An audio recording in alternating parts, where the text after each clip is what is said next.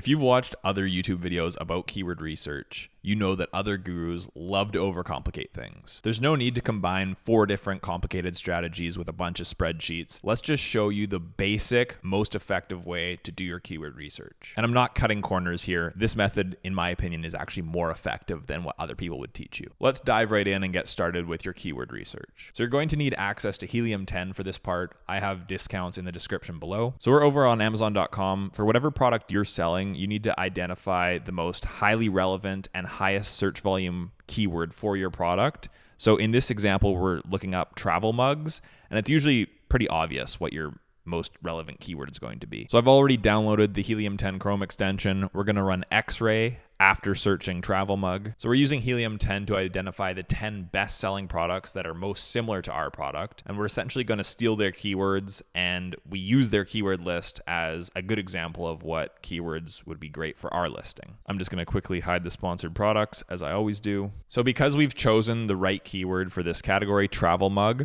we're just going to filter through and select the top 10 listings. And so you can feel free to exclude any that aren't super relevant. So I'm actually going to skip this second one because it's a 2-pack. That might alter some of the results, but we're just going to go down here and check off any of the products that are similar to ours. And, most of them usually will be because they're ranking top 10 for that keyword that you just searched. So we're just going to select the top 10 here. Now that you've got these 10 ASINs selected, we're going to copy and paste them into our Google Sheet here.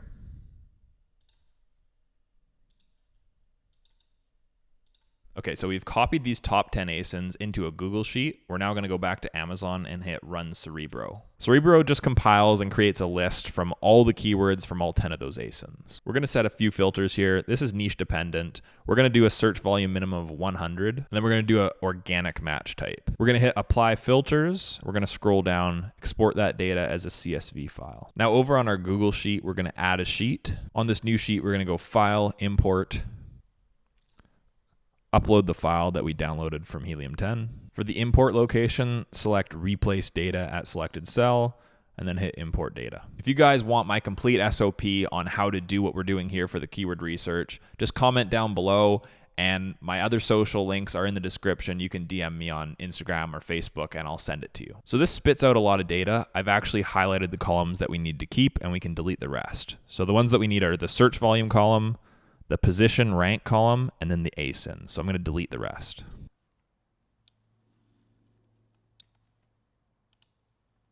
We've deleted those columns. Let's go back over to sheet 1 and grab these 10 ASINs. We'll copy them, bring them back over to sheet 2, right-click the position cell, go to Paste Special, and hit Transposed. Now all the clickable links of the ASINs are there. Next, we're going to add a column to the left of the keywords here. So insert 1 column left. We're just going to title this column Score. This score is essentially a tally for how many of these competitors rank top 30 for each of these keywords. So in this column, we're going to run a formula that tallies how many of these keywords are less than 30, so in the top 30 keywords. Just copy and paste what I've done here. So what you're going to do for this formula is equals COUNTIF bracket. Then we select the top row, then comma, quotations, less than 30, quotations again, end bracket, and hit enter. So as you can see, 9 of these ASINs in these columns here have a score under 30. So that means all of these ASINs except for this last one are ranking in the top 30 for this keyword. We're going to take this formula, double click, and now it's going to give a score to every single keyword here. We then grab all these columns here at the top, and we're going to add a filter, create a filter. So we've created a filter, as you can see here on each column. It allows us to sort these. This score, like I said, is counting how many of these ASINs rank in the top 30 for each of these keywords. We're going to filter and get rid of any that are less than 3, because that's going to help us be more relevant. These keywords are more relevant if they're a bunch of these ASINs are ranking top 30. Other Amazon gurus might take this a bunch of steps further. I just think they're overdoing it. We have a great keyword list now. We know that the top 10 ASINs for this keyword tend to be ranking well for these keywords. So there we go. We can go ahead and sort by search volume. And keep in mind, you can play around with these filters. So as you can see, they have a score of 3 for these top 2 search volume keywords. That means that only 3 of these top 10 ASINs are ranking in the top 30.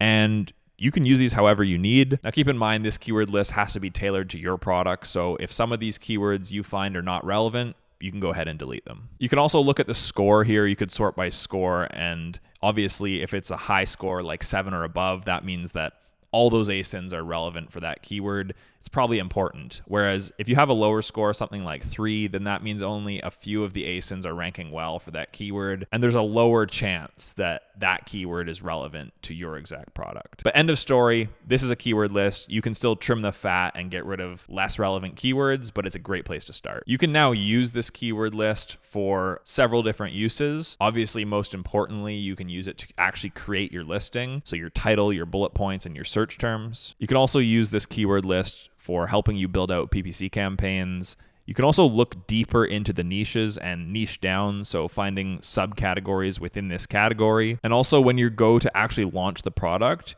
you can look at these different keywords and maybe decide, okay, I want to rank specifically for this high search volume keyword. It's useful to know how many customers are searching for things and then knowing how well your competitors are ranking for. That's why we did this keyword research. So there you go. That sums up the keyword research. It's a lot more simple than other people would have you believe. I don't think it's warranted to take a bunch of extra steps to filter or color code stuff. Let's just keep it simple and get you your good keyword list like this. And I think you're well on your way to successfully selling. Thank you guys very much for watching. As usual, if you have any comments, let me know and I will get back to you. Subscribe if you're new here, and I will see you guys in the next video. Thanks for watching.